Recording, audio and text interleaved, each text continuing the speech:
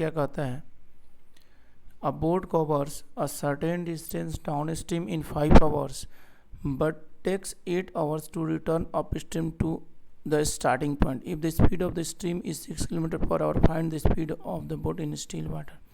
कहता है कि एक बोट जो है वो एक डिस्टेंस कवर करता है डाउन स्ट्रीम में 5 घंटे में, और वही डिस्टेंस को अप स्ट्रीम में 8 घंटे में कवर करता है। स्ट्रीम की स्पीड ऑलरेडी दे रखा है, तो हमें बताना है कि बोट की स्पीड क्या होगी।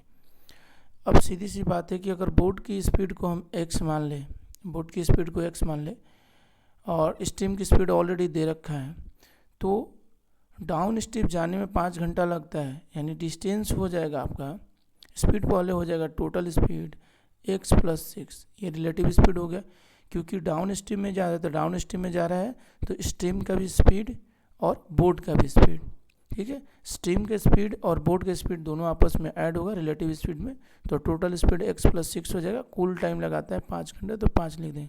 ये टोटल हो गया डिस्टेंस, ठीक है, ये डिस्टेंस के बराबर हो गया।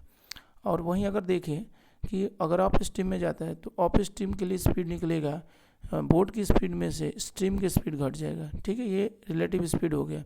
और कुल टाइम लगता है 8 घंटा, तो ये 8 से हमें गुणा कर देना, ये भी डिस्टेंस हो जाएगा। दोनों डिस्टेंस सामान्य करता है, मतलब जो दोनों का जो डिस्टेंस है वो सेम है, सेम डिस्टेंस ट्रेवल करता है, तो ये दोनों आपस में बराबर होगा।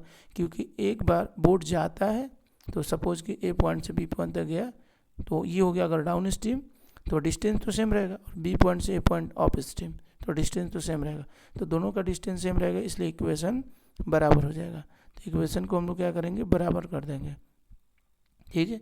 अब इसका मल्टीप्लिकेशन करेंगे तो 5x 5 × 30 और इधर हो जाएगा 8x - 48, ठीक है। इसके बाद इसको इधर ले आ देते हैं, इसको इधर ले आते हैं, तो 78 = हो जाएगा 3x, कटेगा तो ये 3 दूना 6 3 × 18, यानी x का मान कितना आ जाएगा 26। तो हमने क्या x को माना था, बोट की स्पीड माना था, यानी बोट का जो स्पीड हो जाएगा वो कितना आ जाएगा 26 km/h, ठीक है। तो दोस्तों आपको ये सॉल्यूशन समझ में आया होगा, और अगर समझ में आता है तो हमारे चैनल को लाइक शेयर सब्सक्राइब जरूर करें, हमें सपोर्ट करें, जिससे कि हम और भी अच्छे ट्रिक्स टेक्निक लेके आएँ। धन्यवाद।